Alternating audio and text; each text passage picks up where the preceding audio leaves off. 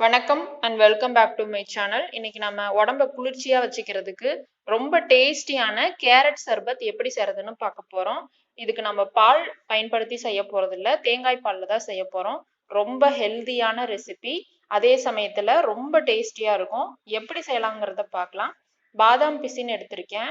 இதுல ஒரு 3 பீஸ் மட்டும் எடுத்து நம்ம ஒரு டைம் கழுவிட்டு ஒரு கிண்ணத்துல நம்ம தண்ணி ஊத்தி ஓவர் நைட் ஊற வச்சிடணும். நைட் ஃபுல்லா ஊறுனுச்சுன்னா காலையில பாத்தீங்கன்னா இந்த மாதிரி இருக்கும். பொடியாக்கின ஐஸ் கட்டி மாதிரி இருக்கும்.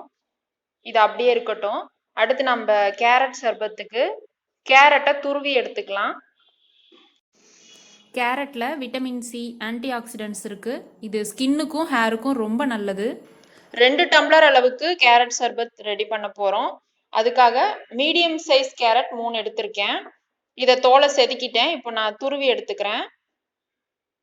பாதாம் பிசினுக்கு பதிலாக நீங்கள் கடல் பாசி அல்லது கடையில் ரெடிமேடாக கிடைக்கிற ஜெல்லி கூட நீங்கள் பயன்படுத்திக்கலாம். 3 கேரட்டையும் துருவி எடுத்தாச்சு. 1/2 கப் அளவுக்கு தேங்காய் எடுத்திருக்கேன்.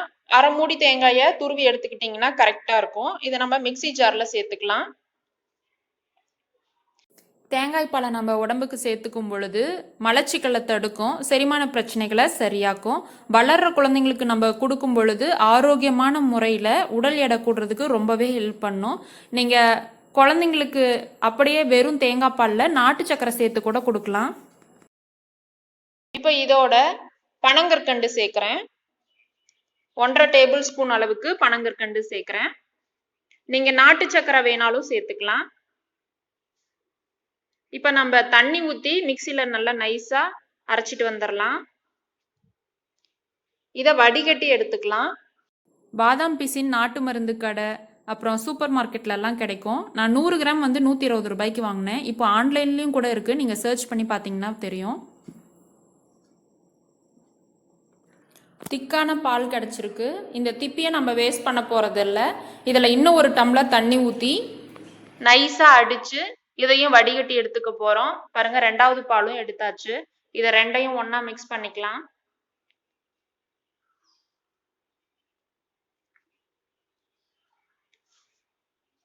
துருவின பாதாம் 1 டீஸ்பூன் சேர்த்துக்கிறேன்.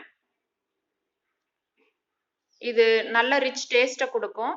இப்போ இதோட நம்ம ஊற வச்சிருக்க பாதாம் பிசினை சேர்த்துக்கலாம். நான் எல்லாமே சேர்த்துட்டேன். கலந்து விட்டுட்டு இனிப்பு கரெக்டாக இருக்கான்னு பார்த்துக்கோங்க. பத்தலைன்னா பனங்கற்கண்டோ அல்லது நாட்டு சர்க்கரையோ சேர்த்துக்கோங்க. இதில் நம்ம எந்த எசன்ஸுமே சேர்க்கல. எல்லாமே ரொம்ப ஆரோக்கியமான இன்கிரீடியன்ஸ். நிச்சயமா நீங்களும் வீட்டில் ட்ரை பண்ணி பாருங்க. ரொம்ப டேஸ்டியானதும் கூட, ரொம்ப ஹெல்த்தியானதும் கூட. ட்ரை பண்ணி பார்த்துட்டு எப்படி இருந்ததுன்னு சொல்லுங்க. இந்த ரெசிபி பிடிச்சிருந்தா வீடியோ லைக் பண்ணுங்க. இது வரைக்கும் நம்ம சேனலை நீங்க சப்ஸ்கிரைப் பண்ணலைன்னா சப்ஸ்கிரைப் பண்ணிட்டு கூட இருக்க பெல் ஐக்கானை கிளிக் பண்ணி ஆல் ஆப்ஷனையும் செலக்ட் பண்ணி வச்சுக்கோங்க. தேங்க்ஸ் ஃபார் வாட்சிங்.